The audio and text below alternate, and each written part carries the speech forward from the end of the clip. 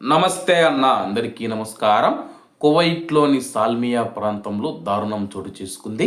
వివరాల్లోకి వెళితే ఒక మురుగునీటి గుంతలో మనం చూసుకుంటే విగత జీవిగా ఉన్న ఒక పిండం లభ్యమవడంతో స్థానికంగా సంచలనం సృష్టించింది.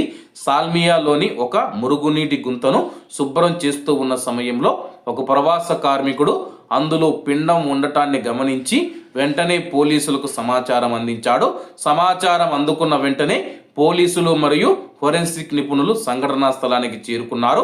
పోలీసులు సంఘటనా స్థలం నుంచి ఆధారాలను సేకరించారు.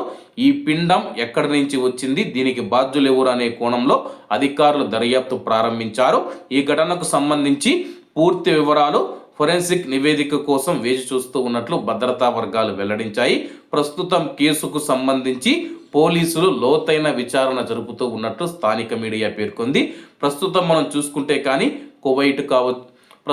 కువైట్లోని ప్రవాసులు నివసించే ప్రాంతాలలో సాల్మియా, పర్వానియా, కైతాన్, మహబుల్లా, హవల్లీ ఇటువంటి ప్రాంతాలలో మనం చూసుకుంటే కొంతమంది అక్రమ సంబంధాలు పెట్టుకొని పెళ్లి కాని వారు ఎవరైతే ఉన్నారో వాళ్ళు అక్రమ సంబంధాలు పెట్టుకుని ఇలా గర్భమైన తర్వాత ఆ యొక్క పిండాన్ని రోడ్ల మీద పడవేస్తూ ఉన్నారు. ఒకవేళ కానీ ఆమె గర్భవతి అయ్యి బిడ్డ పుడితే కానీ బిడ్డను కూడా తీసుకువచ్చి కుప్పతొట్లో వేసిన సంఘటనలు కువైట్లో ఎన్నో జరిగాయి అన్నమాట. దీని పట్ల కువైట్లోని కొంతమంది ప్రవాసులు చూసుకుంటే ఆగ్రహం వ్యక్తం చేస్తూ ఉన్నారు. అభం శుభం తెలియని నవజాత శిశువులు మరియు పిండాలు ఏవైతే ఉన్నాయో ప్రవాసులు చేస్తూ ఉన్న పొరపాట్ల వల్ల ప్రాణాలు కోల్పోతూ ఉన్నారు.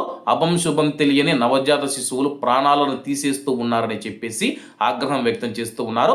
ఇప్పుడు సాల్మియా ప్రాంతంలో మనం చూసుకుంటే ఆ యొక్క మురుగునీటి గుంతలో ఎవరు ఆ పిండాన్ని పడవేశారో, అలాగే ఎవరు దీనికి కారణం అని చెప్పేసి పోలీసులు విచారణ జరుపుతూ ఉన్నారు. ఏది ఏమైనా సరే కానీ కువైట్కు వచ్చిన తర్వాత కొంతమంది అక్రమ సంబంధాలు పెట్టుకుని ఇటువంటి పనులు అయితే జరుగుతూ ఉన్నాయి. అలాగే యొక్క పిండం మనం చూసుకుంటే ప్రవాసులు పడేశారా, కువైటీలు పడేశారా అన్న విషయం అయితే తెలియాల్సి ఉంది. కాబట్టి అందరూ బాగుండాలి, అందులో మనం ఉండాలి. అందరికీ నమస్తే అన్న, జై హింద్.